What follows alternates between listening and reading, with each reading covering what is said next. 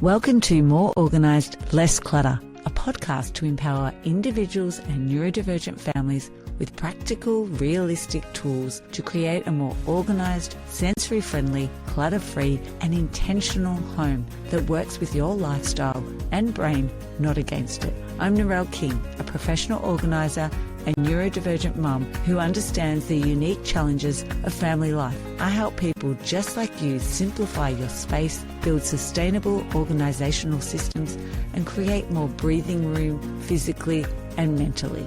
Every fortnight, you'll hear solo episodes and guest conversations filled with practical strategies on decluttering, home organisation, routines for neurodivergent families, mindful living, and how to build a home that feels safe, calm and functional. You'll walk away with actionable takeaways you can implement even if you only have 10 minutes to spare.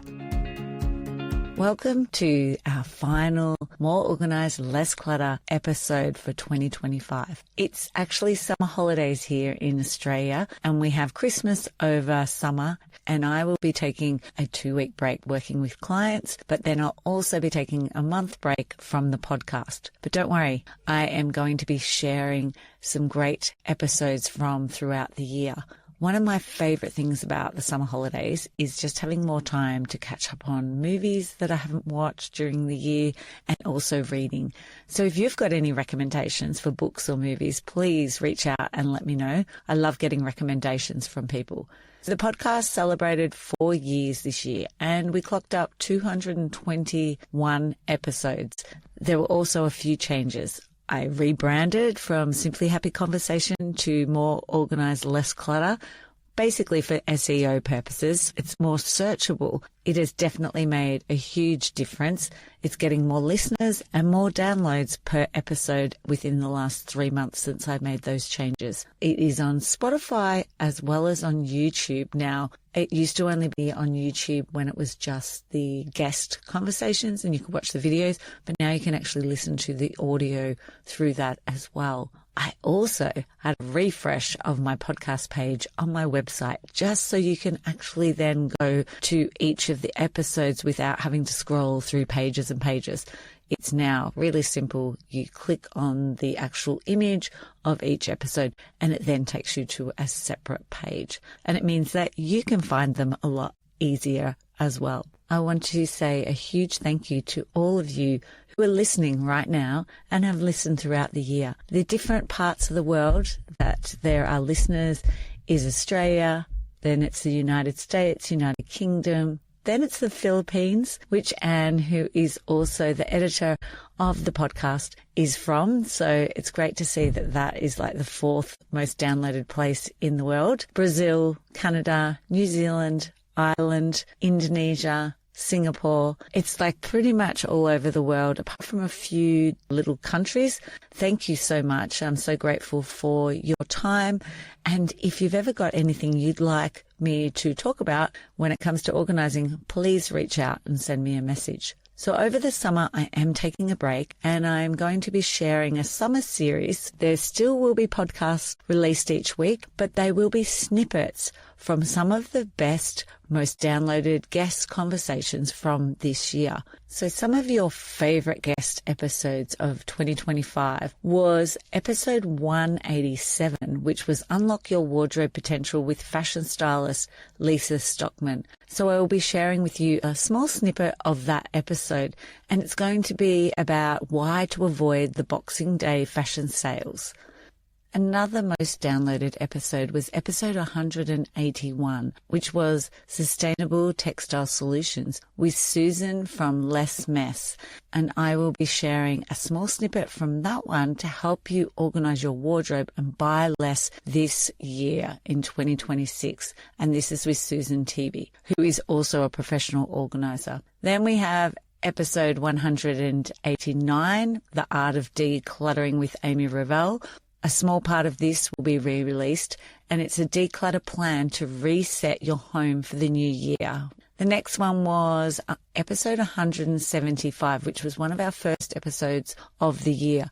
And it's your routine guide for the new year with Maria from Organise My Life. And Maria, again, is another professional organiser based in Sydney. And her snippet will be Back to School Reset with simple routines. Our last episode that I'll be sharing is episode 179, and it's Understanding Neurodiversity and Procrastination with Elaine from Impact Parents. I'm going to share a small snippet at the very start of the year for us here in Australia, which is Effective Parenting Strategies for the New Year from Elaine. And so the top solo episode that I recorded on my own of 2025 was episode 178, and it explores the emotions that drive your acquiring habits.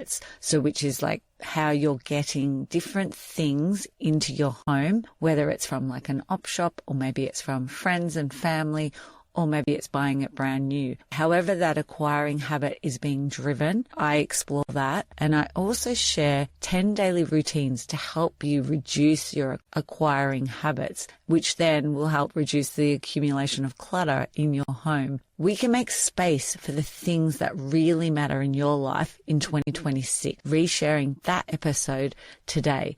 If you're a regular listener of the podcast, More Organised Less Clutter, I would absolutely love if you could add a review after you finish listening today and share the podcast with someone who might find it really helpful. That would be a huge Christmas present to me. Have an absolute wonderful holiday season, and I'll be back at the end of January. Enjoy this reshare of unraveling clutter and acquiring habits. Thanks for joining me for today's solo episode. I am going to be unraveling clutter and acquiring habits. So I'm going to be talking about the psychological, emotional, and environmental factors that contribute to clutter accumulation and acquiring habits. I'm also going to share with you 10 daily routines that will help reduce your acquiring habits, which then can prevent clutter from accumulating in your home. The psychological factors that can contribute to acquiring habits. One of the main conditions could be OCD, so obsessive compulsive disorder, and also anxiety is a huge psychological factor. In OCD, individuals often engage in a compulsive behavior as a way to alleviate the anxiety caused by the obsessive thoughts, and this can lead to a cycle of acquiring items. And this then may give a sense of control or relief, but it's providing just a temporary relief from the anxiety or the obsessive thoughts. And then there could be just anxiety, which can heighten the fears around a loss or missing out on something important. So this fear can then drive people to acquire more items as a way to cope with that anxiety. Anxiety can also affect decision making. When we're feeling really anxious, our prefrontal cortex in our brain is not online, it's offline, which means that making decisions is really hard. And this can then lead to indecisiveness about what to keep or discard. I see this regularly with clients that I'm working with. Even those small decisions can be really crippling. They'll be thinking about maybe what if I needed it in the future and regret getting rid of something. And then they're going to need to go and replace that item, which can take up a lot more energy and brain power and also the financial impact. Things that actually help the psychological factors is a combination of therapeutic approaches. So it could be cognitive behavior therapy, so CBT, exposure and response prevention, and this is ERP, and sometimes medication to help manage the anxiety and also develop maybe healthy coping strategies. The second reason for the accumulation of clutter is the emotional attachment. So this can create a complex relationship with possessions, which can make it really challenging for people to let go of things and also then reduce their acquiring habits. So acquiring is how we actually get the items into our home. So acquiring could be that you're going to a thrift shop and you're purchasing it from there. It may be acquiring it online. It could be acquiring it within a shop. It may even be acquiring through other people. So people know that you were looking for particular craft items and they drop them to you. It might be family members is another one I see a lot of with clients that they're acquiring is through family. and maybe they don't have those boundaries to be able to say, I don't actually want these items. And so then they have that emotional attachment to them. So there's a couple of different ways that emotional attachment can show up. People often associate certain items with their history. Maybe it's their memories or even their identity. So that could be wrapped up around maybe the work that they do. This connection can make it difficult to let go of possessions, as they may feel that these items are just part of who they are. So some examples I've seen with clients I've worked with and also heard from other professional organisers is around soft toys, maybe around school uniforms, even when you're into your 50s, but having that identity is tied up with the school and the uniform that you went to. Maybe it's around paperwork and a business that you had or you had to give up because of other reasons and you're not quite ready to let go of those items. One I see a lot of when I work with teachers and even teachers who have retired or are not teaching anymore is around their resources, their lesson plans, and letting go of those because it is attached to their actual identity. Also, what you'll find with the emotional attachment is items often carry like a sentimental value. So they remind people of specific events or maybe experiences that they had. And if they are neurodivergent like myself, I know for me, I will use those items to actually remember because I don't have a really good memory of certain things. But by having photos and actual things, that'll help for me to bring back that memory. So this emotional connection can impact the ability to reduce the actual acquiring, but also the letting go, because you feel like you're losing part of the memory. Another thing around the acquiring of items, it actually can symbolize relationships, especially if a loved one or someone has passed away and those items been left to you. So it might have even been a gift from someone and now they've passed away and you are wanting to keep that to symbolize your relationship. It could be around souvenirs from a holiday or an experience. And this can help strengthen your emotional connection to that person or maybe that time. And this can make it really hard to let go of those items as they represent that connection. Acquiring items, though, can provide also a sense of comfort and security. So there's people who will feel really anxious and uncertain, but whereas if they have those possessions, they can create almost like a false sense of stability. But they also lead to acquiring more items to maintain that feeling. And I see this with a lot of collections. So when people are collecting a certain item, it might be the soft toys, it could be spoons, it could be shoes. So it's going to be very difficult to then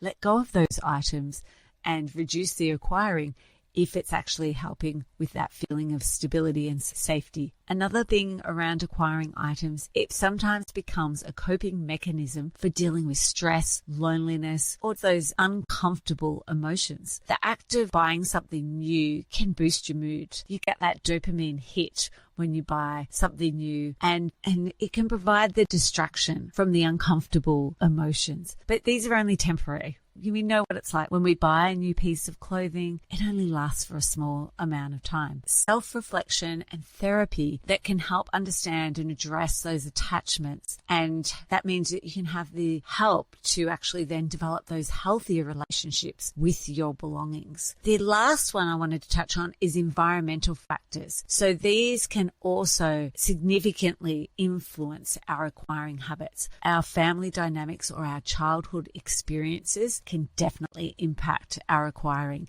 If you have had a family member or a history of hoarding behaviors, then you are more likely to maybe adapt those similar habits and beliefs around scarcity. I've also seen the opposite with some members of family. So it might have been hoarding behaviors within the family, and then the next generation feel overwhelmed and anxious around clutter. Another one is our societal values and our cultural norms. And this is definitely around material possessions. In cultures like Australia, America, and even European countries, there's a real emphasis on buying new things or replacing items that are the newest model, and a real thing around material equals success. We may feel that pressure to acquire new items to fit in. I can remember as a teenager myself wanting a sports girl bag for my PE because everybody else had a sports girl or a country road bag, and I wanted one of those to fit in. I know these days we see teens and makeup and fashion that plays a real part in those trends. Then we have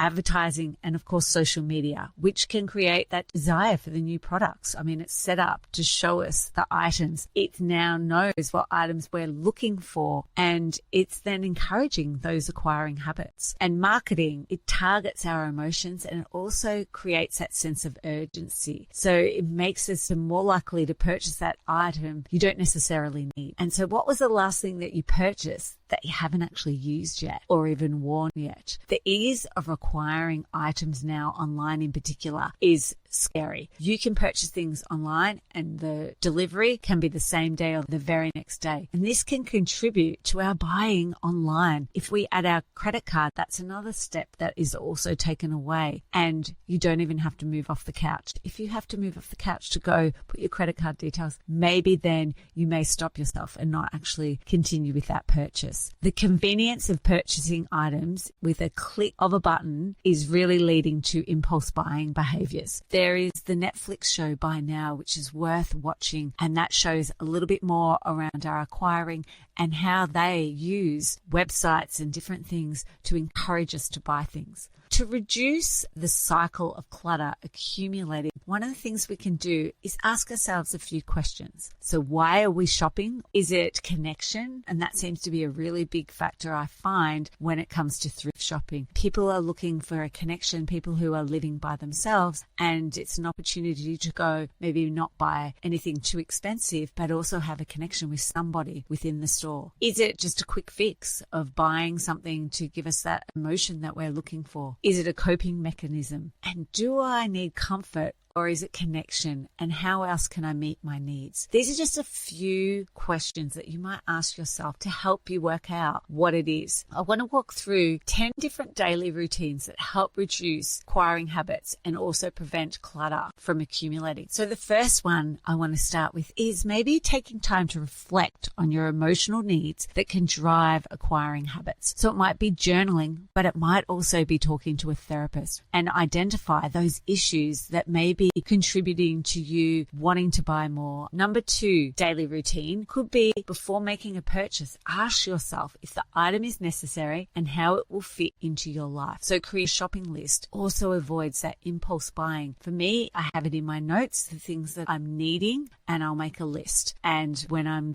it's time to go out shopping, I refer to my list and go through that so it stops me from impulse buying. Number 3 is spending time each week organizing your belongings. So if you're looking at your items you already have and also putting things back and away in their designated spot, then you're creating that order, and it means that you're going to remember where your things are and you're going to be more grateful for what you already have. Number 4, if you feel the urge to acquire something new, maybe implement a waiting period, like 24 hours. It might be even 7 days for yourself. Whatever that number is that's comfortable for you, it's going to help you to reduce the impulse buying. Another thing is removing your credit card or even Afterpay as an option. If you've got to add logins and going and getting your card numbers, that's going to slow down the process for yourself. It may be something that you want to consider doing. The next one, number 5, is looking at those triggers that can lead to unnecessary buying, and that certain stores or websites that maybe is when you're drawn to it. And I find for me, I need to limit the temptation by unsubscribing from those shops' emails. Sale is something that may be a trigger for you. When you see that word sale, you're like, okay, I'm going to have a look on their website, and then you buy something that actually you didn't really have on your shopping list that you actually need at the moment. Number 6 is share your goals with friends or family. They're going to be able to hold you accountable with what you want. Is this the vision for my home, my space, and my life when you're thinking about acquiring something? They might also be able to help you with your decluttering And this can then also help you with maybe your progression along the way. But having a conversation is going to give you that motivation and accountability. Number 7 is take time to reflect on any emotional needs